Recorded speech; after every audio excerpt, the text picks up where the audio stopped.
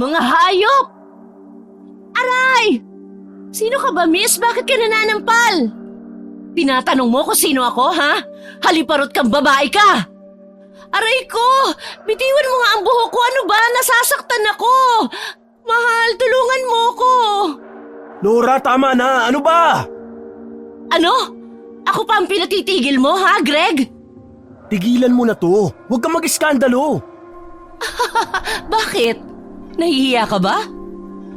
Gagawin ko ang gusto ko dahil may karapatan ako, Greg. Kaya manigas ka dyan. Kakalbuhin ko ang babaeng to! Aray! Bitiwan mo ang buhok niya. Pilit na binubuksan ni Greg ang mga kamay ni Laura na mahigpit na nakakapit sa buhok ni Aldana. Halos lahat ng mga tao sa karinderya ay nakatingin sa kanila. Hindi maunawaan ni Aldana ang nangyayari kaya napapahawak na lang din siya sa braso ng babaeng nananakit sa kanya. Maya-maya pa ay kusa na rin siyang binitawan nito. Sino ka ba? At bakit bigla-bigla ka na lang nananakit? Ay, tanga!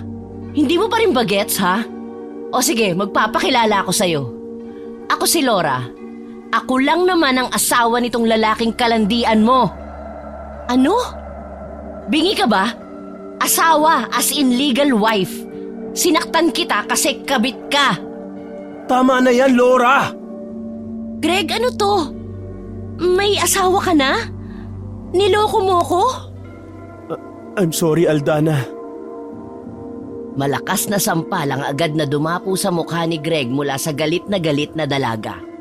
Maluhaluhang sinamaan ng tingin ni Aldana ang natitigilang kasintahan. Ang sama mo! Bakit mo naman ginawa sa akin to? Bakit mo ako niloko? Hindi kita niloko. Mahal na mahal kita, Aldana.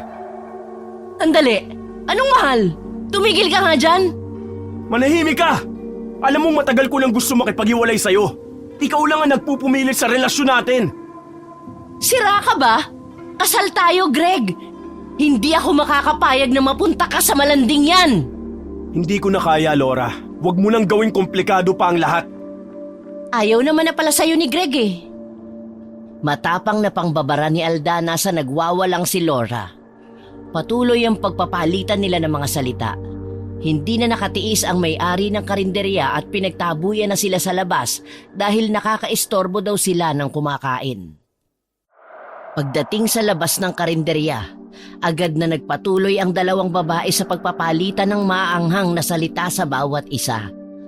Ayaw magpatalo at pilit ipinaglalaban ng mga katwiran para sa nag-iisang lalaki na minamahal nila. Tumigil ka na, Laura. Sa bahay tayo mag-uusap. Hindi! Dito na tayo mag-uusap ng asawa mo. Mabuti pa dito palang ayusin na natin to. Aba, matapang kang kabit ka, ha? Oo, Laura. Matapang ako at tiyak na hindi mo magugustuhan ang sasabihin ko kay Greg. Nahihintakutang napalingon si Laura sa kanyang asawa at muling ibinalik ang tingin kay Aldana. Mamili ka, Greg. Ako o ang asawa mo? Aldana! Pinagsabay mo kami, di ba? Hindi pwedeng mamangka ka sa dalawang ilog. At ikaw naman, Laura, hindi porkit ikaw ang legal, magagawa mo ng manakit. Proud ka pa talagang linta ka? Hindi ka ba nahihiya sa mga pinagsasasabi mo? Kadalaga mong tao pumapatol ka sa may asawa. Wala akong paki sa'yo. Ngayon, Greg, sumagot ka. Ikaw, Aldana, ang pipiliin ko. Ikaw ang mahal ko. Greg! Siguro naman malinaw na. Ako ang pinili ng asawa mo. So, ang ibig sabihin sa akin na siya. Ang kapal ng mukha ninyong dalawa. Halika ritong babae ka, kakalbuhin talaga kita!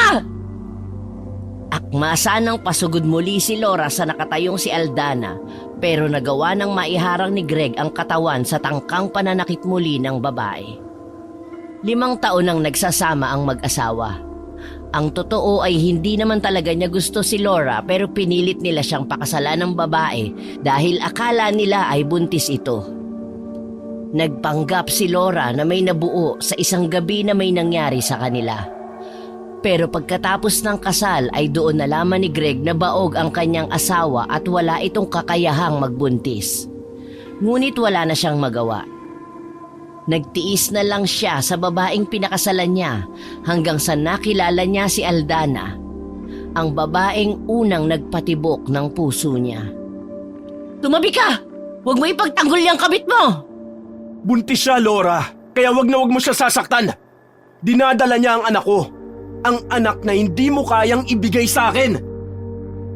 Nahulog ang panga ni Laura sa pagkabigla. Ang mga salita ni Greg ay tila isang malakas na suntok na tumama sa kanyang dibdib. Bigla siyang nakaramdam ng panghihina. Muntik na siyang nabuwal dahil biglang nandilim ang kanyang paligid.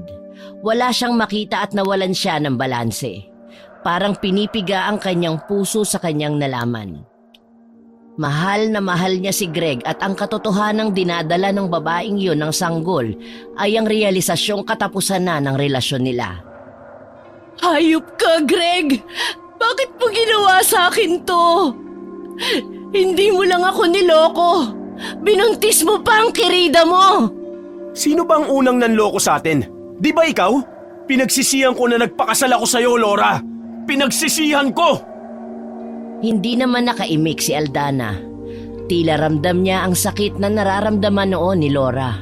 Sa di inaasahang pagkakataon ay nararamdaman niya ang awa rito. Pero hindi niya kayang bitawan si Greg kaya ipinaglalaban niya ito sa kanyang legal na asawa. Ayaw niyang walang kilalaning ama ang anak. Walang kaalam-alamang dalaga na habang nagpapakaligaya sila ng kanyang nobyo ay may natatapakan na pala siyang damdamin ng iba. Ngunit pinili niya ang sarili na magmukhang maldita at palaban kay Laura upang mapagtakpan ang matinding kaba at sakit na kanyang nararamdaman. Pagsisisihan mo to, Greg! Pati na rin ikaw na mga agaw ng asawa! Isinusumpa ko na magiging impyerno ang magiging buhay niyo!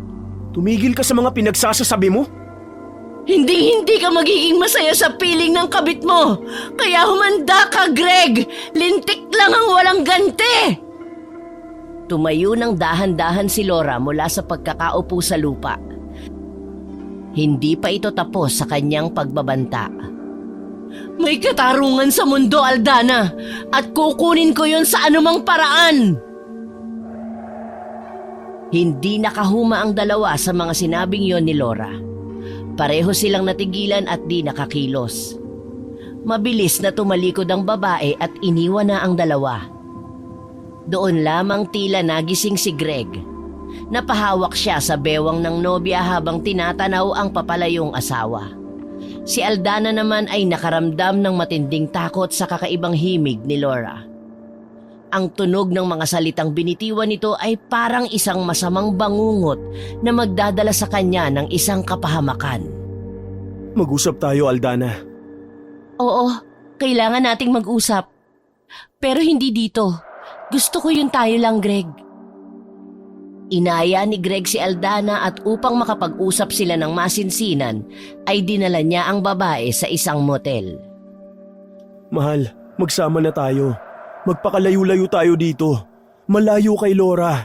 Malayo sa mga sumpang binitawan niya. Pumunta tayo sa lugar na walang makakakilala sa atin. At dun bubuo tayo ng sarili nating pamilya. Pagkatapos ng lahat ng nangyari ngayon, yan pa ang naiisip mo? Greg, may nasaktan tayo. Nakasakit tayo ng damdamin dahil sa mga pagsisinungaling mo sa akin. Hindi lang si Laura ang sinaktan mo. Maski ako, durog na durog na. Ang sakit-sakit, Greg! Nang mga oras na yon ay sakalang ipinakita ni Aldana ang tunay na nararamdaman sa kabila ng pagpapakita nito ng tapang kay Laura. Pumatak din ang kanyang luha sa mata dahil nakukonsensya siya sa nagawang pananakit ng damdamin ng asawa ni Greg. Akala ko ayos lang tayo kanina. Di ba pinapili mo pa ako at ikaw ang pinili ko? Anong dahilan bakit ibang punto mo ngayon? Bakit ka nagkakaganyan? Hindi ko maintindihan, Aldana. Dahil hindi ako masamang tao. Nasasaktan ako.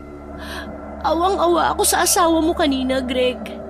Dito, hindi siya mawala sa isip ko. hindi mabura sa isip ko yung pag-iyak niya at yung lungkot niya. Pakiramdam ko may mangyayaring masama sa kanya eh. At kapag nangyari yun, kasalanan natin, Greg. Upo ka nga muna. Baka mamaya ay mapano ka pa. Isipin mo muna ang anak mo bago ang ibang tao. Mamaya ay makasama sa bata yung ginagawa mo. Hayaan mo na si Laura. Kilala ko yun, matapang yun. Pero hindi siya gagawa ng anumang bagay na ikapapahamak niya. Inalalayan siya ng nobyo na makaupo sa malambot na kama.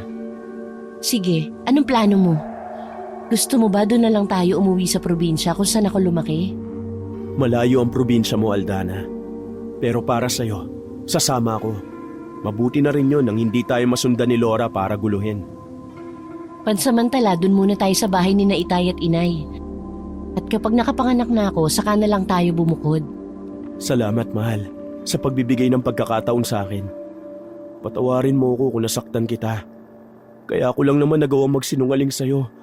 Dahil natatakot akong mawala ka sa akin. Kayo ng anak natin. Ayoko sana ng ideyang to, Greg. Hindi ko kayang lumaki ang anak ko na walang kikilalaning ama. Sana lang hindi mo rin gagawin sa akin ang ginawa mo kay Laura. Oo naman, pangako. Paliligayahin kita at hindi na kita sasaktan ulit. Sa loob ng silid na yon ay marahang inihiga ni Greg si Aldana at marahang hinalikan ng kanyang mga labi. Ang simpleng halik na yon ay uminit hanggang sa ang katawan nila ay nagkadikit at nagsanib. Ang apat na sulok ng silid na yon ang tanging naging saksi sa kanilang wagas na pagmamahalan. Nang matapos si Greg ay humiga siya ng patagilid habang ang isang kamay ay nakalagay sa bewang ng dalaga. Nakahilig naman si Aldana sa matipunong dibdib ng kasintahan. Masayang masaya ako, mahal. Sa wakas ay magiging aking ka na talaga ng buong buo. Wala nang makapaghihiwalay sa atin. Sana lang hindi totohanin ng asawa mo yung mga banta niya sa atin. Hanggang salita lang yon, huwag mo intindihin. Ang isipin mo lang palagi, yung mga oras na masaya at magkasama tayo. Nang matapos sila sa kanilang paglalambingan, ay nag-aya na si Aldana na umuwi. Ngunit hindi sa bahay ni Greg kundi sa apartment ng babae. Sumakay ng jeep ang dalawa patungo sa apartment. Habang umaandar ang sasakyan ay napansin ni Aldana ang isang itim na paru-paro. Hindi niya yun pinag-ukulan ng pansin. Ngunit nang makababa sila ay nagulat siya nang makitang tila sinusundan sila nito.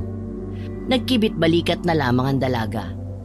Dahil alam niya na ayon sa mga pamahiin ng matanda, maaaring ligaw na kaluluwa lamang ang sinisimbolo ng mga paru-paro. Hindi niya iniisip na isang banta ang ganong kaliit na hayop. Maingat siyang inalalayan ni Greg hanggang sa makapasok sila sa apartment ng dalaga. Sandali lang mag-iimpake muna ako ng mga damit ko sa bag. Magluto ka muna ng mababaon nating pagkain sa biyahe dahil malayo rin ang Leyte sa Maynila. Sige, mahal ko. Bilisan mo para makaalis na tayo agad. Tumungo na sa kusina si Greg at nagsimulang lutuin ang nakitang mga pagkain sa ref. Nag-adobo na lamang siya ng baboy at nagsaing ng kanin. Habang ginagayat niya ang karne ay napansin niya ang paru-paro na paikot-ikot sa kanyang uluhan. Ngunit pagkaraan ng ilang sandali ay biglang dumapo ito sa kanyang balikat. Dahil sa gulat ay napipis niya ito at tumalsik sa dingding. Hindi pa man siya nakakabawi sa gulat ay sunod-sunod na malalakas na katok ang kanyang narinig. Lumabas kayo dyan, mga walang hiya! Greg, subukan mo sumama sa babaeng yan! Talagang ipakukulong ko kayong dalawa ng kabit mo! Narinig yun ni Aldana kaya't napalabas siya ng silid at tinungo ang kusina. Greg, si Laura yun Paano niya tayo natuntun? Hindi ko nga rin alam Teka at lalabasin ko. Sandali, tingnan mo muna baka may kasama siyang mga pulis. Bilisan mo, Greg. Nakakahiya sa mga kapitbahay. Doon lang muna ako sa kwarto. Papasukin mo na dito para hindi mag-eskandalo sa labas. Agad na tumalima si Greg. Pinagbuksan niya ang asawa at pinilit nitong papasukin sa loob ng sala. Ayop ka talaga, Greg. Wala ka talagang takot no? Talagang pipiliin mo yung kabit mo at itatanan mo pa? Tumigil ka na! Hindi pa ba malinaw sa'yo na si Aldana ang pinili kong makasama at hindi ikaw? Hindi ako makakapayag, Greg. Laura, tigilan mo na to. Hindi kita mahal. Pinakasalan lang kita dahil pinikot mo ako. Niloko mo ako. Alam mo yun, di ba? Para mo ng awa, Greg. Huwag mo akong iwan. Hindi ko kaya. Nakikiusap ako. Hindi na magbabago ang pasya ko. Patawarin mo ako pero magsasama na kami ni Aldana. Magkakaanak na kami. Buo na ang pamilya namin. Pakawalan mo na ako. Dahil ba sa anak, ha? O sige. Papayag ako sa relasyon ninyo pero akin ka pa rin, Greg. Pwede naman dalawa kami. Please, huwag mo akong iwan. Tumigil ka na sa kaibangan mo, Laura. Hindi pwede ang gusto mo mangyari. Mahal ko si Aldana. Kaya sana palayain mo na ako. Hindi na kita mahal. Hindi totoo yan. Sinasabi mo lang yan para saktan ako. Pero ang totoo, mahal mo rin ako. Naghihiganti ka lang sa akin. Hindi na nakatiis si Aldana. Lumabas siya ng silid at nakisali sa usapan ng mag-asawa. Tumayo ka dyan, Laura. Huwag kang lumuhod kay Greg. Tama siya, hayaan mo na kami alang-alang sa anak namin. Nanlilisik ang mga matang bumaling ng tingin si Laura sa gawin ni Aldana. Tumatagos ang tingin niya sa tiyan ng dalaga. Hindi nila inaasahan ang biglang pagsugod nito sa kanya. Ikaw ang tumigil! Magbabayad kang haliparot ka! Binibigyan ko na nga kayo ng pagpipilian, ayaw nyo pa! Pwes, magsama-sama na lang tayo sa impyerno! Aray! Nasasakal ako! Bitawan mo ako! Tama na yan! Ano ba, Laura? Tumigil ka na! Nakakapagod na sa totoo lang! Ayoko na! Ano bang hindi mo maintindihan dun? Ha? Nang maalis ang kamay ni Laura sa leeg ni Aldana, ay siya naman ang sinakal ni Greg. Ayoko sanang gawin sa ito, pero sumusobra ka na! Ano yan? Halika na, umalis na tayo! Sumasakit na ang tiyan ko! Totoo naman ang sinabi ni Greg ng mga oras na yon. Masyado na rin siyang napapagod sa panggugulo ni Laura sa kanila. Para namang napapagalitang bata si Laura at hinayaan itong makaalis ang dalawa. Naiwan ito sa apartment, iyak ng iyak. Hindi makapaniwala na tuluyan nang iniwan siya ng kanyang pinakamamahal na asawa. Samantala, habang bumabiyahe ang dalawa ay napansin ni Greg ang pananahimik ni Aldana at ang mayat-maya nitong pagbubuntong hininga. Kanina ko pa napapansin na panay ang buntong hininga mo. Dahil ba sa nangyari kanina? O masakit pa rin ang tiyan mo? Hindi ko mapaniwalaan ang mga nangyayari ngayon, Greg. Sa isang iglap na bago ang tingin ko sa sarili ko. Pakiramdam ko, ang sama-sama kong babae. Sana, hindi mo na lang ako binuntis para wala kang pananagutan sa akin. Shh, tama na. Ano ba? Nandito na tayo sa sitwasyong ito, Aldana. Wala nang atrasan. Piliin na lang natin na maging masaya. Hindi pa alam ng mga magulang ko ang tungkol sa atin. Alam kong magugulat sila na mag-uuwi ako ng lalaki doon, tapos buntis pa ako. Hindi ko alam kung anong iisipin at magiging reaksyon nila. Natatakot ako. Huwag mo munang alalahanin yon. Ako na ang bahalang makipag-usap sa mga magulang mo. Ay, bakit ba kasi ang komplikado ng buhay? Ayoko ng ganito pero wala akong choice. Oh, ayan ka na naman sa pagbubuntong hininga mo. Nasa sayo naman kung pipiliin mo maging malungkot o masaya eh. Ako nang bahala. Huwag ka nang isip ng isip, okay? Hindi na nagsalita pa si Aldana at sumandal na lang siya sa malapad na dibdib ni Greg.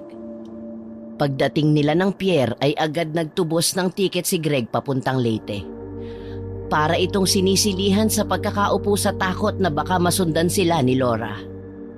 Iniunat pa ni Greg ang hawak na tiket at panay ang tingin sa kanyang relo. Tara na, aalis na ang barko. Inalalaya ng lalaki si Aldana para makatayo saka lumakad papuntang hagdanan ng barko. Sakalang nakahinga ng maluwag si Greg nang magsimula nang umandar ang barko. Isa't kalahating araw din ang naging biyahe ng dalawa bago tuluyang narating ang probinsya ng Leyte. Kaagad huminga ng malalim si Aldana at tila ninanamnam ang hangin sa kanilang lugar. Malayo pa ba dito ang baryo ninyo? Hindi naman. Sasakay lang tayo ng tricycle.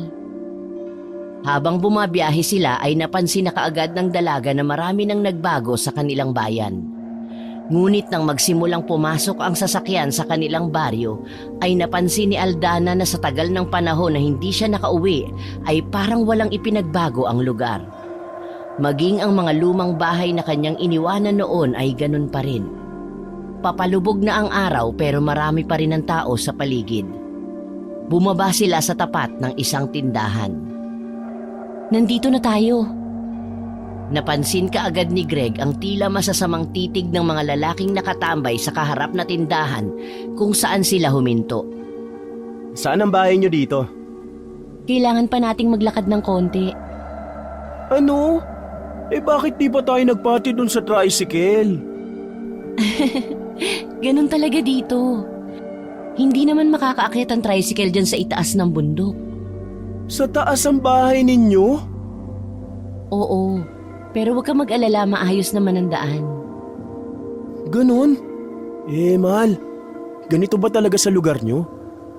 Tignan mo yung mga tao, nakakatakot kung tumingin. Parang ngayon lang nakakita ng gwapo. Puro ka naman biro eh. Seryoso ko, tignan mo kasi. Tinatakot mo lang ang sarili mo, Greg. Gwapo ka at mistiso kaya natural na humanga sila sa'yo. Saka ganito talaga sa probinsya. Masanay ka na. Hindi na lang ipinahalata ni Aldana kay Greg na kakaiba rin ang pakiramdam niya sa uri ng pagkakatingin ng mga tao sa kanila. Matagal na rin kasi na hindi siya nakakauwi at hindi na niya kabisado ang mga taong nakita na nakatambay sa tindahang yun. Bagamat walang halos na bago sa kanilang lugar, ay marami na siyang hindi kilalang tao. Malayo pa ba? Hindi na nakatiis si Greg nang mapansin itong nasa halos 15 minuto na silang naglalakad. Nakakatakot naman dito sa lugar nyo. Ang tahimik. Saka saan ba tayo pupunta? Mukhang paakyat na to ng langit eh. Ano ka ba? Tumahimik ka na lang kaya?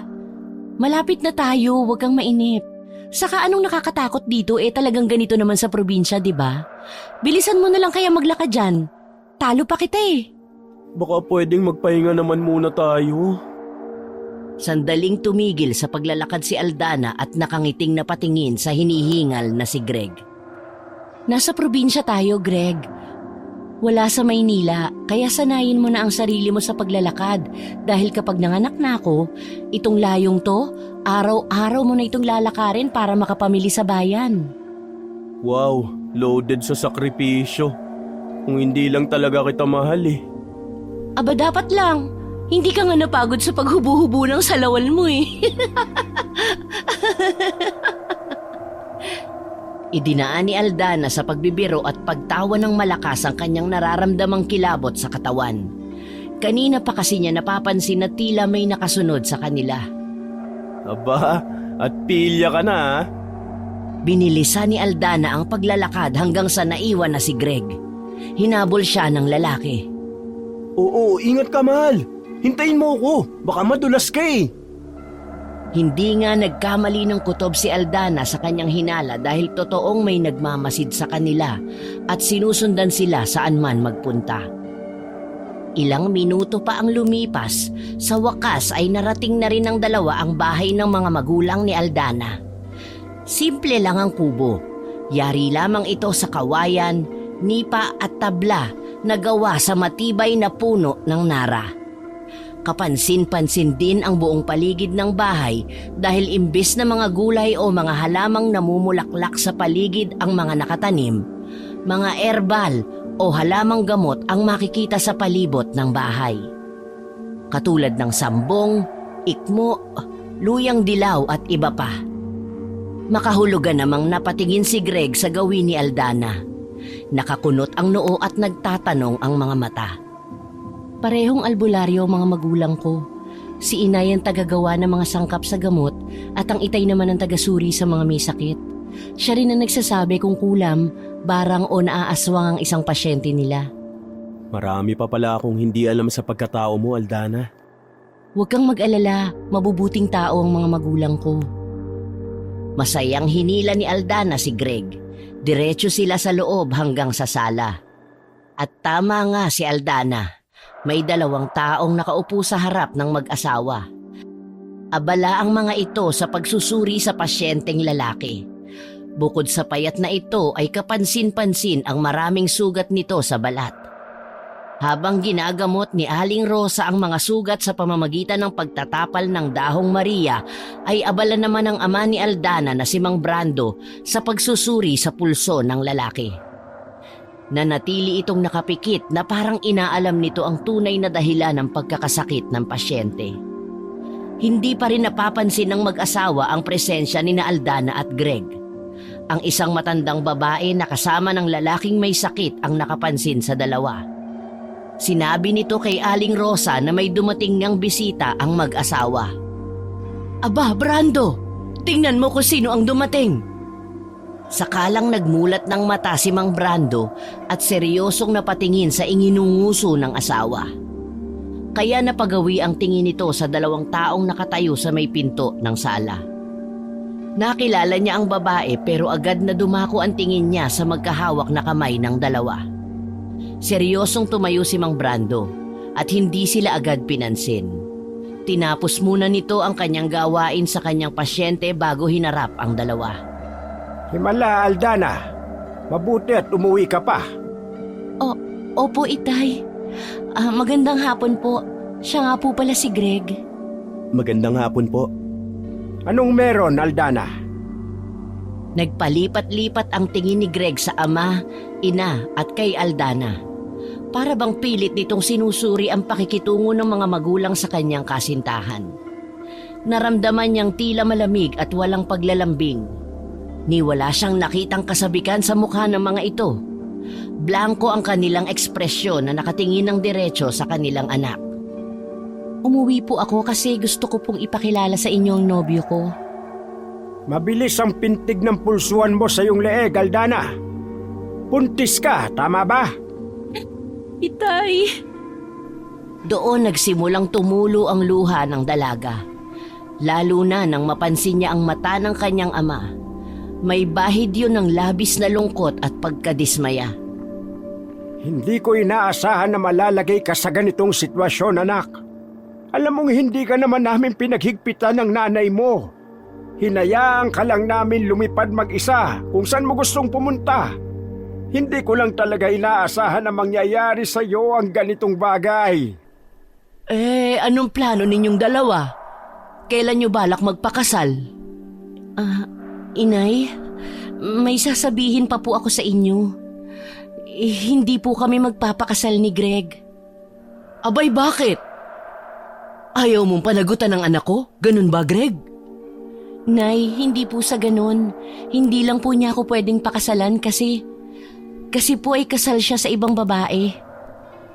Biglang napasuntok sa dingding si Mang Brando at panay ang mura.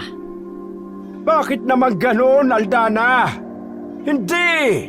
Mali! Hindi naman kami nagkulang sa pangaral sa iyo, di ba? Bakit, ha? Wala ka na bang makitang ibang lalaki? Ilayo mo sa akin ang lalaki niyan, kundi mapapatay ko yan! Wag naman, Tay! Please po, wag po ninyong saktan si Greg. Huminahon ka, Brando. Baka mapano ang anak mo. Biglang napahagulgol ng malakas si Aldana at hindi na yon mapigilan pa ng kahit na sino sa mga kasama niya sa bahay. Kahit masama ang loob ay napilitan si Mang Brando na magpakahinahon. Dahan-dahan niyang nilapitan ang kanyang anak. Biglang nagbago ang kanyang tono at naging malumanay. Nagmamahalan po kami ni Greg. Hindi ko po kayang mawala siya sa buhay ko, Itay. Ayokong mawala ng ama ang aking anak. Huwag po ninyong ipagkait sa inyong apo na maranasan ng isang buong pamilya. Hiwalay na po kami ng asawa ko. Huwag po kayong mag-alala. Aalagaan ko po at mamahalin si Aldana habang buhay. Ipinapangako ko po yan. Patawarin niyo po kami. Huwag kayo sa amin humingi ng tawad. Higit kayo nagkasala sa asawa nito. Doon kayo humingi ng tawad. Tiyak na madadamay ang apo ko kapag nagkaroon ng gulo. Hindi ko na po magagawa yon dahil balak na po namin ni Greg na dito na po manirahan hanggat hindi pa ako nakakapanganak. Yon ay kung papayag po kayo. Anak, malaking kasalanan niyang gagawin ninyo. Kahit sabihin ninyong nagmamahalan kayong dalawa, kasal pa rin yan sa ibang babae. Mabuti pa ay pabalikin mo muna ito sa kanyang asawa. Ayusin niya muna ang gusot niya. Bakit pinili mo ang maging isang kabit? Wala kang mapapala dito pagdating ng panahon. Pasensya na po, Nanay Rosa. Pero hindi na ho ako babalik sa asawa ko. Hindi ko po iiwan si Aldana. Kung galit po kayo, sa akin na lang niyo ibuhos ang lahat. Pero sana, hayaan niyo pong ipakita ko kung gaano katotoo ang pagmamahal ko sa inyong anak. Kung hindi po ninyo kami matatanggap dito, mapipilitan ho kaming bumalik sa Maynila. At doon na lamang magsimula. Hindi. Walang aalis. Gabi na. Hindi na kayo pwedeng bumaba dahil delikado na. Mabuti pa ay palitan mo na ang damit mo. Magsuot ka ng itim na damit para hindi takaw tingin sa mga gumagalang aswang yan tiyan mo. Dahil sa narinig ay labis na lumuwag ang kalooban ni Aldana. Alam kasi niya na sa sinabing yon ng kanyang ina ay natanggap na siya nito at si Greg. Alam niya na bagamat masama ang loob sa kanya ng kanyang mga magulang, ay hindi siya kayang tiisin ang mga ito. Ano pang hinihintay mo, Aldana? Magbihis ka na. Hay naku, ewan ko sa iyong bata ka. Teka, at kukunin ko lamang yung ilang piraso ng damit na naiwan mo dito dati. Mukha namang kasya pa sa'yo ang mga yun eh. Salamat ho, Inay. Pagkaalis ni Aling Rosa ay lumapit si Greg kay Aldana. Ano yung sinabi ni Inay? May mga gumagalang aswang dito? Oo. Maraming aswang sa lugar na ito. Kaya palagi mong babantayan yung anak ko. Wag na wag mo siyang aalisan ng tingin at dapat palagi kang nakatabi sa kanya. Ano man ang mangyari. Dahil oras na mapahamak ang anak ko. Katapusan mo na, lalaki! Tay naman, huwag naman ninyong takutin si Greg. Ayos lang sa akin. Pero mahal, totoo ba ang aswang? Oh, bakit namumutla ka? Natatakot ka ba, ha? Natatakot? Hindi ah. Nagtatanong lang naman ako eh. Dati, pero ewan ko ngayon kung meron pa. Kasi matagal na akong hindi nauwi dito eh. Siguro meron pa. Yun ang sabi ni tatay at nanay ko eh. Naku eh, wag naman sana. Hala, bakit namumutla ka na? Hindi ah. Di naman ako naniniwala sa aswang eh. Gawa-gawa lang naman ang mga kwento na tungkol sa kanila. Pwes ngayon pa lang ay kailangan mo nang maniwala. Dahil simula ngayong gabi ay sigurado kung dadalawin na kayo ng mga aswang at hindi pa tatahimikin. O, heto ang t-shirt mo. Magbihis ka na ngayon din. May nararamdaman ako nagmamanman. Dumaan ang mahabang katahimikan sa pagitan nilang lahat. Nang walang ano-ano, ay biglang may malakas na kalabog silang narinig mula sa bubungan. Oh, iyan na nga ba ang sinasabi ko eh? Bakit, Nay? Ano ba yun? Huwag kayong lalabas. Ako nang bahala. Hoy! Kung sino ka mang nandyan! Sige! Subukan mong kantiin ang anak ko at sisiguruhin kong magkakaubusan tayo ng lahi! Subukan mo! May narinig silang malakas na pagaspas ng malaking pakpak na papalayo. Ay, salamat at lumayas na. O siya, halina kayo sa kusina at tayo'y kumain na ng hapunan. May nalutong sugpo dyan, iinitin ko na lang. Siya nga pala, doon na lang muna kayo tumuloy sa dati mong silid. Maaari nyo nang ayusin yon habang naghihintay kayo ng makakain. Sakalang nakahinga ng maluwag si Aldana nang tumalikod ang kanyang ina patungong kusina. Sina Mang Brando naman at Greg ay ipinagpatuloy ang kwentuhan. Marami itong ibinilin sa lalaki tungkol sa mga pangontra at kung ano ang dapat niyang gawin kapag mayroong aswang na umaaligid. Sa pagdaan ng mga araw ay nagsama na nga ang dalawa na parang mag-asawa. Naging maayos naman ang kanilang mga naunang linggo. Nakakaraos at natatapos nila ang araw na masaya. Ipinakita ni Greg ang matinding pagmamahal kay Aldana sa mga panahong yon. Inaalagaan niya ito ng mabuti at pinagsisilbihan. Nagsimula na ring maghanap ng mapagkakakitaan ng lalaki upang makatulong sa pangangailangan nila sa araw-araw. Samantala, habang unti-unti nang lumalaki ang tiyan ni Aldana, ay doon niya mas nararamdaman ang iba't ibang pagbabago ng kanyang katawan.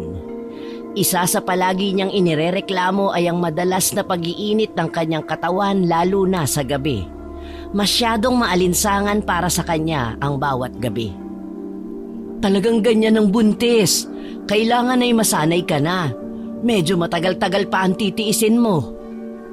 Hindi naman ako nagrereklamo, inay. Ayos lang po. Importante ay maipanganak ko ng maayos ang anak ko. Nang gabing yon, pagkatapos nilang mag-usap ng ina ay humiga na siya sa kama kung saan naghihintay si Greg. Sabay silang natulog. Ngunit sa kalaliman ng gabi ay biglang naalimpungatan si Aldana dahil sa kakaibang pananakit ng kanyang tiyan at sa napakainit na pakiramdam. Butil-butil na ang kanyang pawis sa noo. Marahan niyang niyugyog ang natutulog na asawa. Greg, gumising ka, naiinitan ako. Magpalit ka na lang ng damit, mahal. Mainit talaga eh. Masakit din kasi ang tiyan ko eh. Ikuha mo muna ako ng maligamgam na tubig. Masakit ang tiyan mo? Bakit? Gusto mo ba gisingin ko si itay at inay para makita ang kalagayan mo? Naku, wag na. Pagod na ang mga yon. Wag na natin silang istorbohin. Ikuha mo na lang ako ng tubig, please. Bumangon si Greg at sinunod ang utos ng babae. Mabilis nitong tinungo ang kusina at nanguha ng mainit na tubig sa termos. Bumalik din siya kaagad sa silid. Ayaw niyang matagal na mawala sa paningin ng asawa.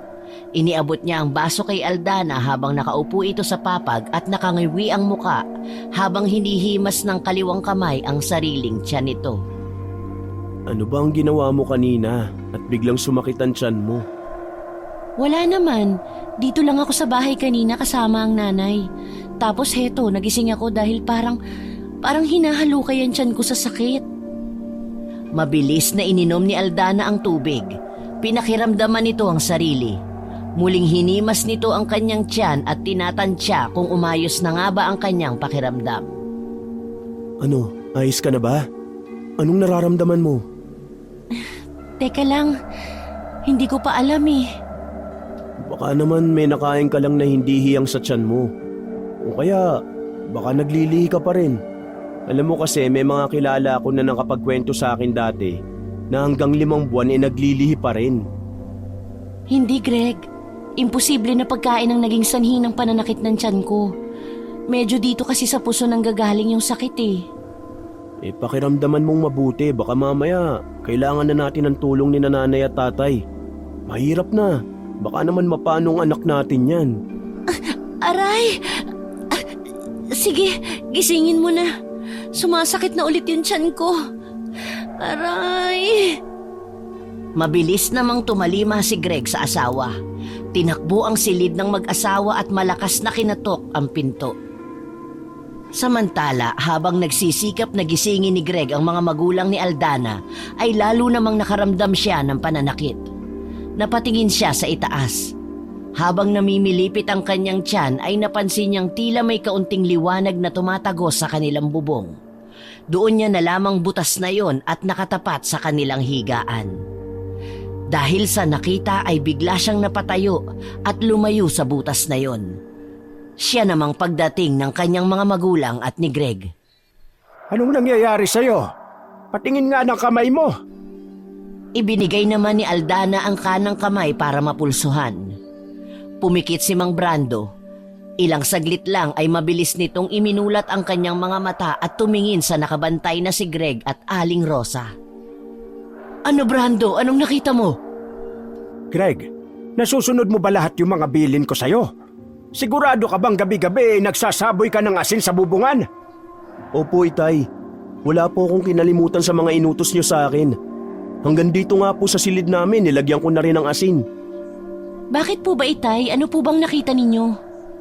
Binabantayan na ng aswang si Aldana. Kung ganun ay tama ako ng hinala, Itay. Hayan o, tingnan ninyo, may butas ang bubong. Magkakasabay ngang napatingala ang tatlo sa itinurong butas ni Aldana. Sinasabi ko na nga ba't napapangamuyan na si Aldana, Greg? Siguro kailangan magsama-sama na tayong apat sa silid namin ni Rosa. Ano pong ibig niyong sabihin na napapangamuyan, Itay? Isa itong kakaibang kakayahan ng aswang. Kapag naamoy ng aswang ang amoy ng sanggol sa sinapupunan, nagkakaroon ng hindi maipaliwanag na sakit ang babaeng buntis. Mabuti na lang at hindi pa lubusang naibaba ng aswang ang kanyang dila para ipasok sa loob ng tiyan ni Aldana. May ganun po palang kapangyarihan ng mga aswang. Pero hindi po ba sila tinatabla ng mga pangontra? Bakit nagagawa pa rin nilang mapangamuyan ng asawa ko? Gayong sinasabuyan ko na ng asin ang bubong ng bahay. Oo nga, Itay. Sa palagay po ninyo, anong uri ng aswang nagbabantay sa akin? Sa palagay ko ay isang manananggal. Manananggal? Yun po ba yung nahahati ang katawan mula sa bewang pababa? Tapos ay tinubuan ng pakpak at nakakalipad? Yun na nga, iho. Tama ang mga sinabi mo. Talaga? Ibig sabihin ay totoo talaga sila? Akala ko sa pelikula lang sila nabubuhay. Mukhang malakas at mapanganib ang aswang na yon. Kaya magdoble ingat tayo. Kailangan nating magbantay. Gusto kong makakita ng manananggal sa personal, Aldana. Hayan ka na naman, Greg. Alam ko na yan eh. Namimiloso po ka na naman ano. Hindi seryoso ako. Gusto ko talaga makakita. Ikaw, nakakita ka na ba? Simula nung marinig ko ang mga kwento tungkol sa kanila, wala pa naman ako nakikitang ganong nilalang, Greg. Kahit sikat sila dito sa baryo namin, ay hindi ko pa talaga alam ang totoong itsura nila. Bigla nilang naramdaman ang biglang paglakas ng ihip ng hangin mula sa labas. Natigilan silang apat at nagkatinginan. Bigla ring kumalabog ang kanilang bubong na tila may dumapo doong isang mabigat na bagay o nilalang. Hayan na, Greg! Kung gusto mo talagang makakita ng manananggal, lumabas ka at harapin mo ang aswang na gumagambala sa aking anak. Kayo naman, Nay. Di na ho kayo mabiro. Tay, samahan mo po ako. Halika rito sa tabi ko, Aldana.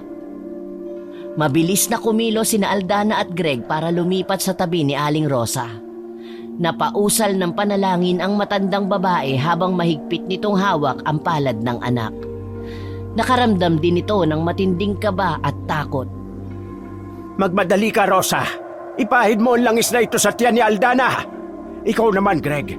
Tara, samahan mo ako sa labas at itaboy natin ang aswang na yon. Po? Talaga po bang lalabas tayo, Itay? Halika na! Huwag kang duwag! Napapakamot na lang si Greg na sumunod kay Mang Brando. Kahit takot ay ayaw niyang mapahiya siya sa ama ni Aldana. Mahigpit ang pagkakahawak niya sa ibinigay na punyal sa kanya ng matandang lalaki. Pagkalabas ng dalawang lalaki ay mabilis na binuksan ni Aling Rosa ang bote ng langis na ibinigay sa kanya ng kanyang asawa. Inihaplos niya yon sa tiyan ni Aldana. Doon lang nakaramdam ng ginhawa si Aldana at nawala rin ang pananakit ng kanyang tiyan. Ang dating maalinsangang pakiramdam ay biglang napalitan ng panlalamig. Kumusta ang pakiramdam mo, Aldana? Nawala na po, Inay, ang pananakit ng aking tiyan. Bigla na ring nawala ang pag-init ng aking katawan. Kahit paano po, guminhawa na ang pakiramdam ko. Ay, salamat naman kung ganon, anak. Ang galing naman po ng langis na yan, Inay. Talagang mahusay po talaga kayo ni Itay na gumawa ng mga gamot. Magmula ngayon ay hawakan mo na ito. Tuwing gabi bago ka matulog ay haplusan mo ang tiyan mo para hindi ka na maamoy ng aswang na yun. Sana nga po, Inay, ay matigil na ang paggambala sa akin. Baka po kasi mapano ang anak ko. Natigilan si Aldana nang pumasok sa silid nila ang dalawang lalaki. Oh, anong nangyari? Nakita niyo ba? Paglabas namin papatakas na siya. Totoo ba, mahal? Oo, paglabas namin ni Itay may malaking anino ng pakpak ang bigla na lamang lumipad palayo. Sayang di ko nakita yung muka. Pakpak lang talaga ang nakita ko. Papaano mo naman kasi makikita? Nakasiksik ka kanina sa likod ko. Nanginginig ka pa nga sa takot. Hindi naman sa ganoon, Tay. Tara na sa kwarto namin. Mula ngayon, habang nasa sinapupunan mo pa lamang ang anak mo, ay doon na tayo matulog lahat. Mas ligtas kapag sama-sama tayo. Tiyak na hindi titigil ang aswang na yon hanggang hindi ka nadadali. Ano po bang maganda nating gawin para maitaboy o mapatay natin ang manananggal na yon? Kailangan lang natin ay asin. Mapapatay lang natin ang manananggal kung mahahanap natin ang kalahati ng kanyang katawan. At doon natin mismo itataktak ang asin sa kumukulo nitong bituka. At kapag nagawa natin yon bago sumapit ang umaga, ang sikat mismo ng araw ang papatay sa kanila. Paano naman, Inay, kung walang araw at makulimlim ang umaga? Mamamatay pa rin sila dahil hindi na magdurugtong ang kanilang katawan.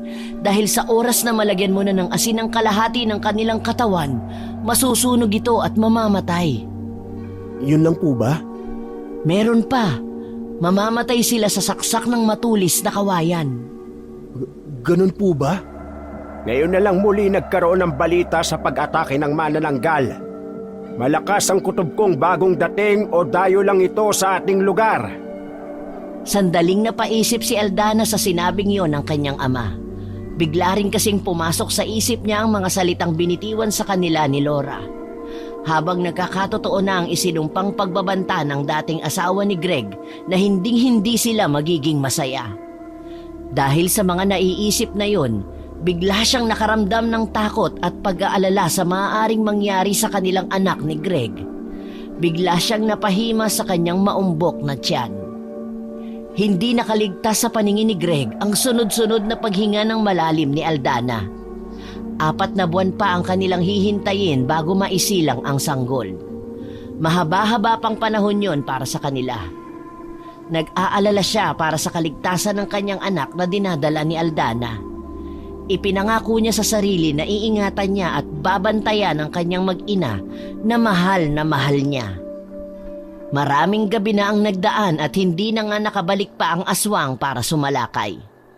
Masusi na kasi nilang binabantayan si Aldana. Relyebo ang 2 lalaki sa pagbabantay, lalo na sa gabi. Bagamat naging tahimik na ang bawat gabing nagdaraan, ay hindi nagpakakampante ang mag-asawang albularyo. Palagi pa rin silang nakaalerto at nakikiramdam sa paligid. Hindi kasi nila kilala ang kanilang kalaban kaya kailangan nilang maging mapagmatsyag. Palagi silang nakahanda sa anumang panganib na nakaabang. Nang masiguradong hindi na bumalik ang aswang, ay nagpasya na ang mag-asawa na bumalik na sa kanilang silid. Tinakpan na rin ni Greg ang butas sa bubong. Sa pagsapit ng 8 buwan ng pagbubuntis ni Aldana ay napansin ng babae na tila nagbabago ng gawi ang kanyang mahal na lalaki. Napansin niya ang pagbabago nito at ang madalas na pag-iinit ng ulo. Hindi na rin ito maasikaso sa kanya at madalas ay umuuwi pa ito ng gabi at amoy alak. Saan ka na naman ba nagpupunta, Greg? Aba, pasado 9:00 na ng gabi. Alam mo naman sa kalagayan kong ito ay hindi pwedeng naiiwan ako ng mag-isa. Hindi ka naman nag-iisa. Naririyan naman ang itay at inay na nagbabantay sa'yo habang wala ako. Saka, nakipagkwentuhan lang naman ako kay Aling Esther. Saka dun sa babaeng nangungupahan sa kanya na galing sa Maynila. Kaya pala amoy alak ka na naman. Ano bang nangyayari sa'yo at nagkakaganyan ka? Hindi ka naman dating ganyan ah. Wag mo na lang akong pansinin. Namimiss ko lang naman ang uminom eh. Hayaan mo na ako. Anong hayaan? Anong pinagsasasabi mo? Mahimik ka dyan at matutulog na muna ako. Teka, bakit ang tahimik yata dito sa bahay? Nasaan yung 2 matanda? Wala sila. Kanina pang hapon umalis. May sumundo sa kanila na magpapagamot daw ng kanilang kaanak. Ayaw nga sana ni Itay eh. Kaso sabi ko darating ka naman kaya wala silang dapat na ipag-alala. Uy, kasalanan mo naman pala kung bakit ka nag-iisa eh. Di sana hindi mo sila pinayagan para hindi ka naiwang mag-isa. Naririnig mo ba ang sinasabi mo? Anong problema mo? May problema ba sa atin? Sabihin mo! Aba, nakakasawa ka na rin ha? Wala ka ng pinagkaiba sa dati kong asawa na bungangera. Ay, napakamalas ko talaga sa asawa. Nagulat si Aldana sa sinabing yon ni Greg. Hindi niya matanggap na itinulad na siya nito kay Laura. Parang isang malakas na sampal yon sa kanya. Dahil doon ay labis siyang nag-alala. Nahiga na siya nang makitang pumikit na ang kanyang asawa at nakatagilid dito patalikod sa kanya. Parang gumuho ang lahat ng mga pangarap niya ng mga oras na yun. Napaiyak siya ng tahimik. Ilang sandali pa ay narinig niyang bumukas ang pinto sa sala. Kasunod niyon ay ang boses ng kanyang itay at inay. Lumabas siya ng kwarto at sinalubong ang dalawa. Oh, gising ka pa. Yung asawa mo nandyan na ba? Opo, inay. Kanina pa po siya dumating, nakatulog na nga po eh. Mabuti naman kung ganon. Itong tatay mo hindi mapakali na iwan kang mag-isa dito sa bahay. Ipinipilit nga sa akin na parang nakita daw niya ang asawa mo na nakikipag-inuman sa tindahan ni Aling Esther. Sabi ko naman baka namamalikmata lang siya. Hindi po nakipag-inuman si Greg. Maaga po siyang umuwi, inay. Sabi ko naman sa'yo hindi si Greg yung nakita mo. Baka kamukha lang. Naku baka gano'n na nga. Teka, sisilipin ko nga kung talagang naroon na sa silid si Greg. Ayan oh, hindi mo ba nakikita? Masarap na ang tulog. Madali lang magsinungaling talaga, Aldana, no? Kaya lang nakalimutan mo na umaalingasaw ang amoy ng alak sa kwarto ninyo. Anak, pinagtatakpan mo si Greg sa amin? Umamin ka nga. May problema ba kayo ni Greg? Wala po, inay. Wala po kaming problema. Aba mali! Dapat hindi siya magiinom ng alak. Malapit ka na mga anak. Saka napapansin ko, parang may nagbabago sa ugali ng asawa mo. Alam mo bang usap-usapan sa baryo na yung lalaki niyan nakikipagmabutihan sa dalagang umuupa doon kay Aling Esther? Bigla na lang bumundol ang kaba sa dibdib ni Aldana nang mabanggit ng kanyang ama ang dayong kababaryo. Hindi kaya ay may babae na si Greg at nag-iisip na rin itong humiwalay sa kanya? Iniisip pa lang niya na mawawala si Greg sa kanya para na siyang mawawala ng malay sa sobrang paninikip ng kanyang dibdib. Tumigil ka nga, baka mamaya marinig ka ni Greg. Ano naman kung marinig niya? Hindi ko gusto yung ginagawa niya sa anak natin. Hayaan niyo po, inay, at pagsasabihan ko na lang po si Greg. Aba dapat lang. Dahil kapag nagpatuloy pa ang kanyang ginagawa sa inyo, mapapahama kayong mag-ina. Kaya pagsabihan mo. Ano ba? Ang iingay nyo naman, natutulog ang tao Panay ang salita nyo dyan.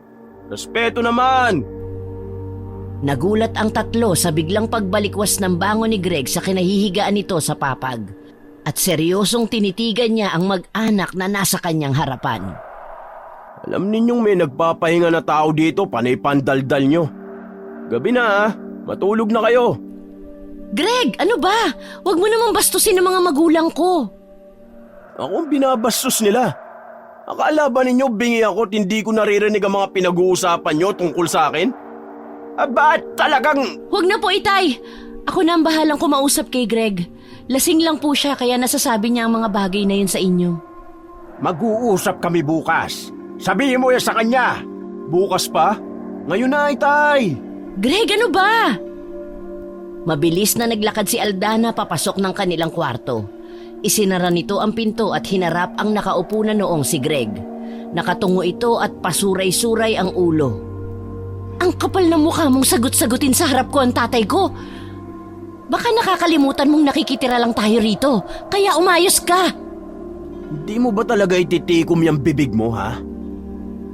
Hindi na nakapagsalita pa si Aldana. Pinanood na lamang niya si Greg na muling nahiga at nakatulog ng mahimbing. Hindi siya makapaniwala na biglang magbabago ang samahan nilang dalawa. Nagsisimula ng maging emosyonal ang babae nang biglang natigil ito dahil sa biglang pagkalampag ng kanilang bubong. Malakas yun at parang gustong baklasin ng kung sino man ang nasa bubong. Niyugyug niya ang asawa ngunit hindi ito magising. Humihilik pa ito at walang pakialam sa nangyayari. Biglang natuklap ang bubong at gano'n na lang ang pagkatakot ni Aldana nang makita ang itsura ng manananggal. Tila itsura yon ng isang matandang babae na may mahaba at magulong buhok. Nanlilisik ang kanyang mga mata habang nakatuon ang tingin nito kay Aldana. Biglang bumukas ang pinto ng kanilang kwarto. Mabilis siyang nilapitan ng kanyang ina at ama. "Halika na, bilis! Tara sa kabilang silid! Ay Diyos ko, dalian mo!" Si Greg po, inay! "Anak naman ng pating! Mukha bang may pakialam pa sa'yo ang walang hiya mong asawa?" Tinapunan ng tingin ni Aldana ang kinaroroonan ni Greg. Kampante pa rin itong nakahiga at natutulog lang. Muli niyang tiningnan ng manananggal na nasa bubong, nakasilip. Agad na nagsaboy ng asin si Mang Brando sa itaas at umusal ng isang orasyon. Hindi pa rin natinag ang manananggal. Para itong nagwawala at nanggigigil na maabot si Aldana. Mabilis na kumilos si Mang Brando at inabot ang nakalagay na matulis na kawayan sa ilalim ng kama ng mag-asawa. Ibinato niya yon sa aswang na nasa bubong. Nasugatan ang manananggal. Muli ay mabilis itong tumakas papalayo. Biglang nakaramdam ng pananakit ng tiyan si Aldana. Naupo siya sa sahig at sakto rin ang pagbalikwas ng higa ni Greg. Doon lamang parang natauhan ng lalaki. Nagtataka itong nagpalipat-lipat ang tingin sa tatlo. Nilapitan niya ang asawa. Ano bang nangyari at ba't gising kayong lahat? Sumasakit ba ang tiyan mo? Manganganak ka na ba? Sinalakay tayo ng manananggal, Greg, at muntik na siyang makapasok dyan sa malaking butas ng ating bubong. Sinundan ni Greg ng tingin ang itinuturong bubong ng kanyang asawa. Nanlaki ang kanyang mga mata nang makitang sira na nga ang bubong nila. Teka lang, nalilito ko eh. Paano kung nakauwi dito? Wala ka bang maalala, Greg? Kitang-kita sa mukha ni Greg ang labis na pagkalito. Nagtaka naman si Aldana sa kakaibang ikinikilos ng kanyang asawa. Dahil walang matandaan ay si Aling Rosa na lamang ang nagkwento ng lahat ng nangyari. Ganon din ang tungkol sa pagsalakay ng aswang. Ginawa ko po talaga yun? Hindi ko maalala. Aldana, patawad kung may hindi ako magandang nasabi. Ganon din po sa inyo, itay, inay. Mabuti pa ay magpahinga ka na lang ulit, Greg. Doon na kayo ulit sa kwarto namin. Kami na lang dito sa sala ng inyong tatay. Sige na, Greg. Sumunod ka na kay nanay. Bukas pag-usapan natin to, Aldana. Pagkaalis ni Greg ay masinsinang kinausap ni Mang Brando ang kanyang mag-ina. Natitiyak kong may hindi magandang nangyayari sa asawa mo, Aldana. Bantayan mo siya at maging alisto sa kakaibang ikinikilos niya. Hindi ko po kayo maintindihan, itay. May gustong kumuha sa asawa mo.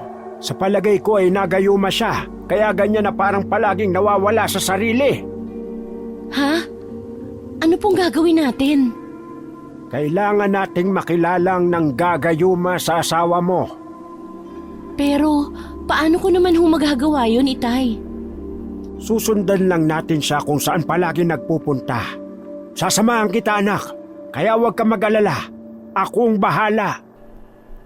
Kinabukasan, pagkagising ni Aldana ay wala na sa tabi niya si Greg. Paglabas niya ng silid ay nakita niya ang ina na umiinom ng salabat. Asan po si Greg? Hindi ko alam. Pero sinundan na siya ng tatay mo kaninang umalis. Kinakabahan po ako, inay. Paano kung totoong sinasabi ni itay na ginagayuma ang asawa ko? Paano kung bigla na lang akong iwan ni Greg? Tulad ng ginawa niya sa dati niyang asawa. Hindi ko po kakayanin. Kailangan mong maging matatag. Dapat handa ka sa anumang mga mangyayari, maganda man o hindi. Nang araw na yon ay hindi mapakali sa bahay si Aldana. Hindi mawala sa isipan niya ang malaking pagbabago sa pagsasama nilang mag-asawa. Parati na siyang balisa at natatakot. Idagdag pa ang panganib na banta ng manananggal na madalas ay nagkukutkot sa kanilang bubungan.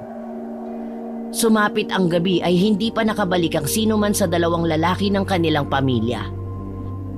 Labis na nag-aalala si Aling Rosa at hindi siya mapakali. Pabalik-balik ito sa paglalakad at panayang sulyap sa pintuang nakasara. Madilim na pero walang Greg at Mang Brando na dumating. Ilang minuto pa ang lumipas ay biglang dumating si Greg. Pawis na pawis ito at siya agad ang hinanap nito. Nagulat siya nang biglang hablutin nito ang kanyang braso. Hindi lang yon ang ikinabahala ni Aldana. Napansin kasi niya ang isang itim na paru-paro na sumusunod kay Greg. Aray ko! Ang braso ko! Bitawan mo ako, Greg! Nasasaktan ako! Talagang napipiko na ako sa'yo, Aldana, ha? Akala mo hindi ko malalaman na pinasundan mo ako sa tatay mo?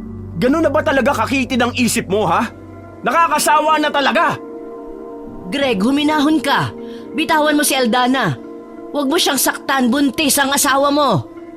Ubus na ang pasensya ko sa anak mo. Talagang masasaktan to sa akin. Wag! Parang awa mo na. Huwag mong sasaktan ang anak ko. Huwag kang makialam dito, ha? Kundi matatamaan ka rin sa akin tulad ng pakialamero mong asawa. Ano? Anong ginawa mo sa asawa ko? Nasaan si Brando? Hayop ka, Greg! Yung magaling mong ama, ayun. Sinundan ako nang magpunta ako sa bahay ni na Aling Esther. Ipinahiya ako sa harap ng mga taong nandun. Hindi ba't utos mo yun sa kanya? Anong ginawa mo? Sumagot ka! Hindi na malaya ng isa man sa kanila ang biglang pagpasok ni Mang Brando. Biglang natumba si Greg sa lakas ng suntok ng matanda sa mukha nito. Lumayas ka sa pamamahay ko! Ang kapal ng pagmumukha mo! Tama ang hinala ko, Aldana. Kabit ng asawa mo ang babaeng nangungupahan doon kina Esther. Parang ibig ko mawala ng puso ni Aldana sa isiniwalat na yon ng kanyang ama. Halos mapugto ang kanyang hininga sa sakit na kanyang nararamdaman. Lalo pa at tumakbo palabas ng bahay si Greg. Kaya nagdilim na rin ang paningin ni Aldana at hindi na naisip ang kalagayan niya. Hinabol at sinundan niya si Greg na noon ay pababa sa baryo. Diyos ko, Brando! Sundan mo ang anak natin! Hindi siya dapat nasa labas ng bahay! Ibalik mo siya dito, pakiusap! Oo, Rosa! Ibabalik ko dito ang anak natin ang ligtas! Isarado mo na mabuti ang mga pinto at bintana, ha? Kaagad na kumilos si Mang Brando para sundan ang anak. Ang hirap pa ng kanyang kalagayan dahil sa edad niya hindi na niya makita halos ang dinaraanan. Tanging ang bilog lang na buwan ang nagsisilbing liwanag sa daan. Samantala, si Aldana naman ay nagpatuloy sa paglalakad ng mabilis. Naramdaman niya na nahihirapan na siya at hinihingal pero hindi pa rin siya tumitigil. Determinado pa rin itong sundan si Greg. Ngunit bigla siyang napatingin sa itaas nang marinig ang malalakas na pagaspas ng malalaking pakpak at ang malakas na hagikhik nito. Tila nagdiriwang habang sinusundan siya. Umiikot sa itaas ang manananggal na yon at ilang saglit pa ay bigla itong bumulusok patungo sa kinatatayuan ng buntis. Hindi naman ito nadagit si Aldana pero nasugatan ang braso niya nang matutulis nitong kuko. Napaigik siya sa hapdi at biglang natisod sa malaking kahoy na nakausli. Nakangiting lumapit sa kanya ang lumulutang na manananggal. Napatihaya siya sa harap ng manananggal. Wag! Wag! Nakikiusap ako! Wag ang anak ko! Pero patuloy lang sa paglapit ang manananggal.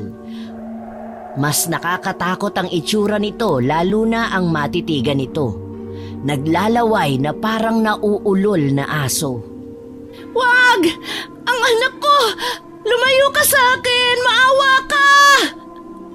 Lalong nanigas ang buong katawan ni Aldana nang makita ang unti-unting paglabas ng dila ng manananggal. Mahaba yon at kulay puti na kahit madilim ay kitang-kita niya ang paglawit.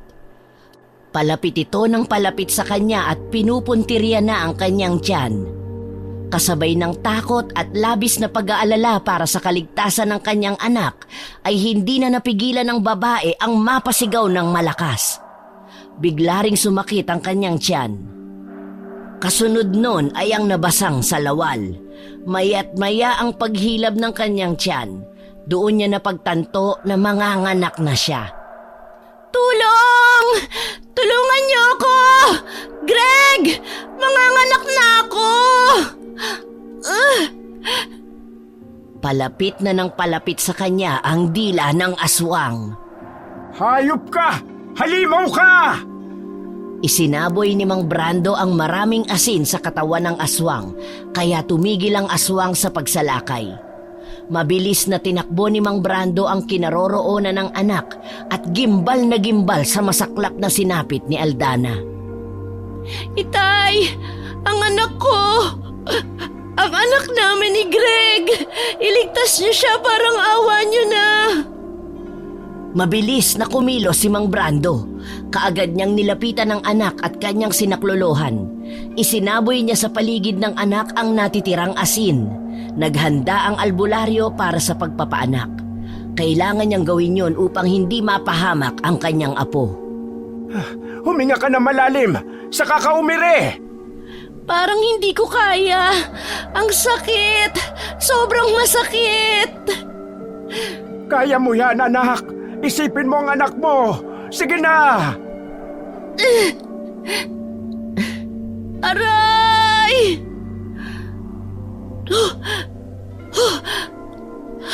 Hindi ko kaya! Ano ka ba? Huwag ka sumuko! Tutulungan kita basta sumunod ka lang sa mga sasabihin ko, ha? Kapag humilab yung tiyan mo, sabayan mo ng ire! Sige, hinga ng malalim! Ire! Hinga tapos ire! Parang lalabas na! Sige, Aldana! Isang mahabang ire pa! Lalabas na ang anak mo!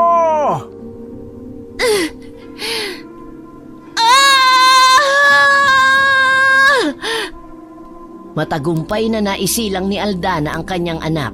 Subalit napansin niyang natulala ang kanyang ama habang ang paningin nito ay nasa kanyang sanggol. Tay, anong nangyari? Bakit hindi umiiyak ang anak ko? Ikinalulungkot ko pero patay na ang sanggol, anak. May butas sa dibdib ang bata. Malamang hindi mo talaga namalayan na nabiktima na ng aswang ang anak mo. Hindi totoo yan, Itay. Nakikiusap ako, iligtas mo ang anak ko. Ipinatong ng kanyang ama ang sanggol sa kanyang tiyan at doon nakita niya na wala nang ang buhay ang kanyang anak. Halos hindi magawang tingnan ni Aldana ang sinapit ng sanggol. Masakit ang mamatayan ng anak, lalo na kung ang dahilan nun ay ang pagpatay ng aswang. Isang malakas na sigaw ng paghihinagpis ang narinig sa lugar na yon. Humagulgol ng iyak si Aldana at sumumpang siya mismo ang papatay sa manananggal na pumaslang sa kanyang anak. Tumakas ang manananggal at matagal na hindi nagpakita sa kanila. Mula nang mailibing ang sanggol ni Aldana ay tila nawala siya sa kanyang sarili. Palagi na itong nagkukulong sa kanyang silid, hindi kumakain at iyak ng iyak lalo na sa gabi. Awang-awa ang mag-asawa sa kanilang anak. Parang awa mo na, Aldana. Buksan mo ang pinto, mag-usap tayo. Kailangan mong kumain ng makabawi ka ng lakas. Gusto kong mapag-isa, Inay.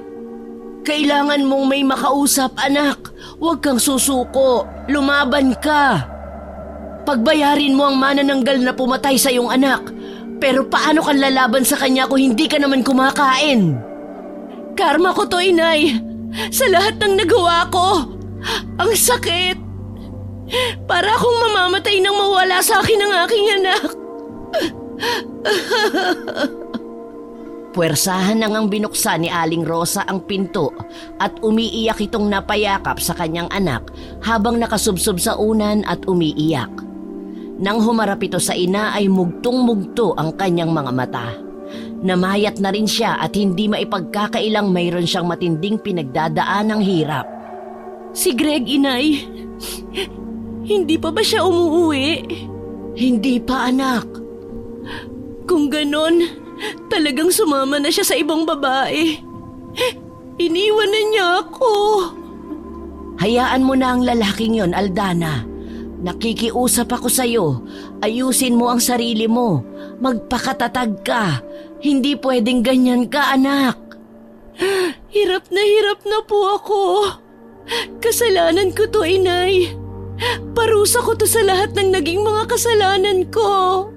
Hindi, mali ka. Wala kang kasalanan, anak. Mahal na mahal ko po si Greg, pero iniwan niya ako. Ang sakit-sakit po. Masakit, pero darating din ang araw na matututunan mong maghilom. Huwag mong hayaan na sirain ka ng isang tao na walang malasakit sa'yo. Malalampasan mo rin ang lahat ng pagsubok na ito. Tatagan mo lang ang loob mo, anak. Muling napahagulgol ng iyak si Aldana at wala na lang nagawa si Aling Rosa kundi ang damayan ng anak sa lahat ng paghihirap nito. Bilang isang ina, masakit para sa kanya ang makitang naghihirap ang kanyang anak at nasa matinding pagsubok. Samantala si Mang Brando naman ay tahimik na lumuluha sa labas ng silid ng anak. Awang-awa siya sa sinapit ni Aldana. Maging siya ay hindi pa rin makapaniwala na wala na ang inaasahan nilang apo. Halos hindi rin niya matanggap na hindi man lang niya nailigtas o naipagtanggol ito, gayong ang trabaho niya ay ang magligtas ng buhay ng ibang tao. Gusto niyang magwala pero wala naman siyang ibang masisi sa mga nangyari. Dahil hanggang sa mga oras na yon ay hindi pa rin nakikilala kung sino ang manananggal na sumalakay sa anak ng gabing yon. Hindi rin naman niya masisi si Greg dahil alam niya na wala sa tamang pag-iisip ang lalaki dahil sa gayumang ipinainom ng babaeng may maputlang kulay. Hindi na nga lang niya nabanggit ulit yon kay Aldana dahil ayaw na niyang bigyan ito ng iba pang aalalahanin. Pagdating ng tanghalian ay sinubukang dalhan ni Aling Rosa ng pagkain si Aldana. Labis naman ang tuwang naramdaman ng ginang nang nakita niya sa wakas na kumain na ang anak. Maganang-magana ito sa pagkain di tulad ng mga nakaraang araw. Pero sa likod niyon, hindi alam ng ginang na mayroon na palang pinaplano ang anak. Pagsapit ng gabi, nang makabawi na ng kaunting lakas si Aldana ay palihim siyang lumabas ng bahay upang antayin at manmanan ang aswang. Dala niya ang punyal ng ama. Determinado talaga siyang maipaghiganti ang anak sa mapamuksang manananggal. Wala siyang ibang pinaghihinalaan kundi ang sinasabi ng kanyang ama na babaeng galing Maynila. Pinuntahan niya ang bahay na pinapaupahan ni Aling Esther. Maya-maya ay bumukas ang pinto ng isang kubo na nasa tabi lang ng tindahan ni Aling Esther.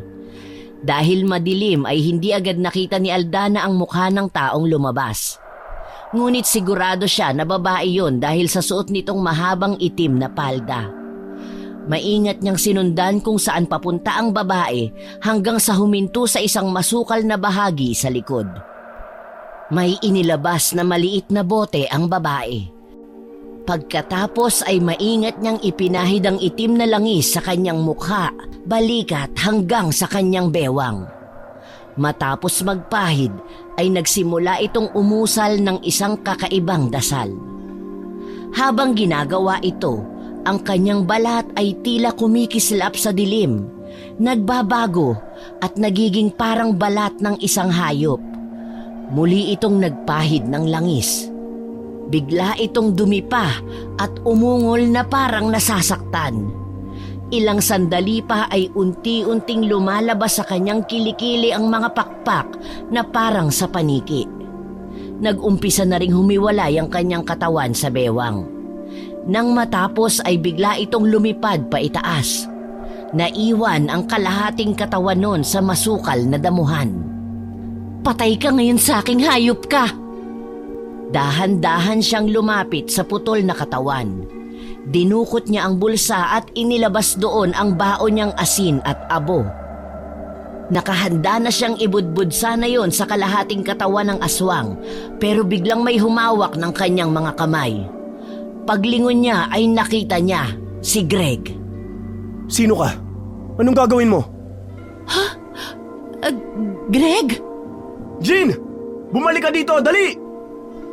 Labis ang gulat ni Aldana sa mga salitang namutawi sa bibig ng asawa. Kung tingnan siya ni Greg ay parang hindi siya kilala nito. Ngunit ang mas labis niyang ikinabahala at ikinatakot ay ang pagtawag niya sa aswang. Maya-maya pa ay narinig na niya ang malakas na pagaspas ng 2 malalaking pakpak sa itaas. Bumaba ang nakakatakot na nilalang at hinarap ang babae. Bumalik ito sa kanyang katawan nang makita ang bitbit ni Aldana. Ano ang ginagawa ng babaeng yan dito? Sino ka? Ikaw ba ang pumatay sa anak ko? Hindi ka nagkakamali. Ako nga. Ano ngayon sa'yo? Bakit mo yun ginawa? Bakit yung anak at asawa ko ang pinuntirya mo? Anong kasalanan ko sa'yo, ha? Marami kang utang sa akin, Aldana. At ang mga kinuha ko sa'yo, mga interes lang yon sa kabuuan ng pagkakautang mo. Marami ka pang dapat na pagbayaran. Anong ibig mong sabihin? Paano ako magkakautang sa'yo hindi naman kita kilala? Talaga namang hindi mo ako kilala. Pero ako, kilalang kilala kita. Sino ka ba? Aray ko, Greg!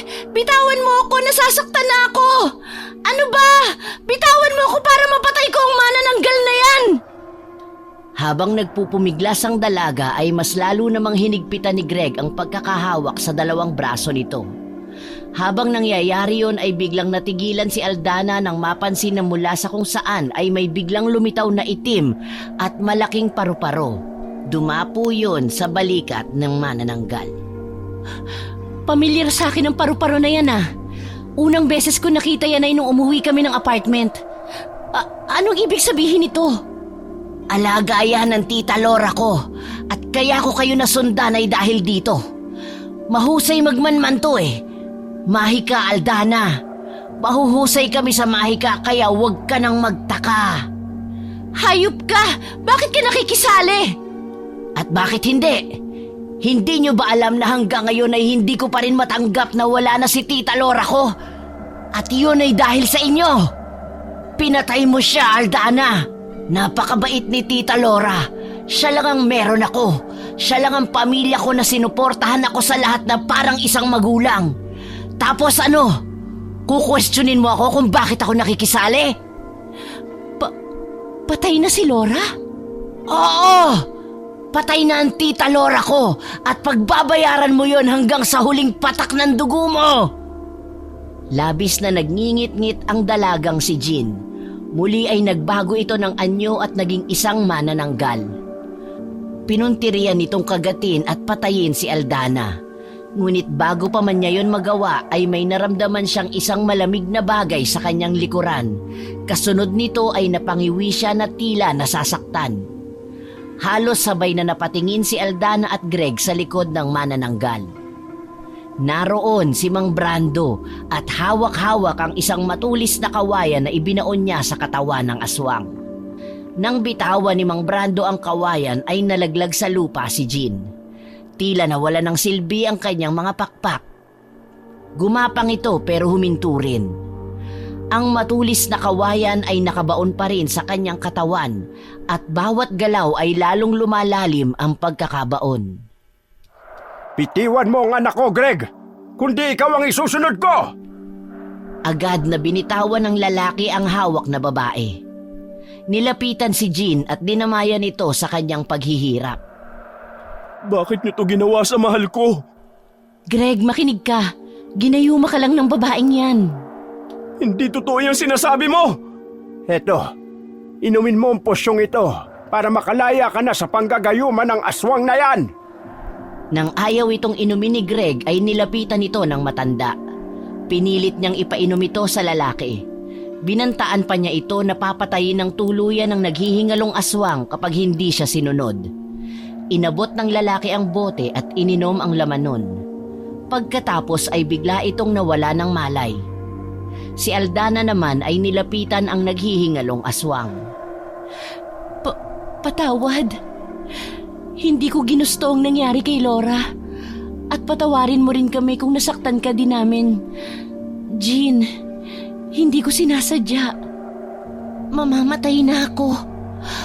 Pero babaunin ko sa hukay ang galit ko sa inyo. Hindi na kayo magiging masaya.